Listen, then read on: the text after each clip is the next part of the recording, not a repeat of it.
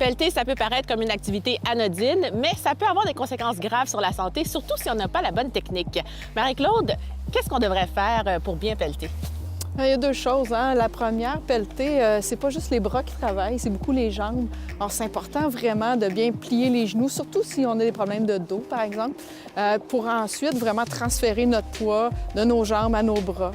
C'est important aussi, si on a des problématiques musculo-squelettiques, de ne pas en faire trop. Souvent, on s'entête à vouloir pelleter longtemps et longtemps. On est mieux de pelleter de façon par intervalle, je dirais. Et pelleter, ça peut avoir des conséquences sur notre cœur aussi. Bien, tous les gens qui ont des problèmes cardiaques, qui ont eu des stents, des pontages et tout ça, c'est très, très important de le faire par intervalle.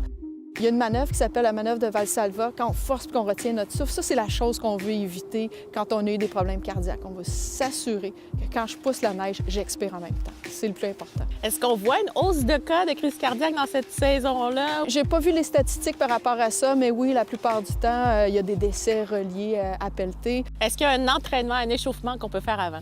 Ah, bien sûr, on pourrait simplement marcher, simplement aussi commencer par des plus petites quantités de neige. Alors si on commence avec des grosses quantités, c'est pas un bon échauffement, on est mieux de commencer avec des petites quantités de neige, pelleter légèrement, prendre une pause. Est-ce qu'il y a un type de pelle qui est mieux que l'autre?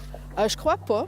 Je pense par contre que des gens qui ont des problématiques de dos devraient au moins avoir une pelle qui leur permet juste de pousser la neige, de la pousser. Donc, une espèce de chariot, je pense que ça peut aider.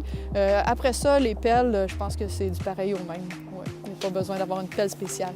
Merci pour les conseils. Ça fait plaisir.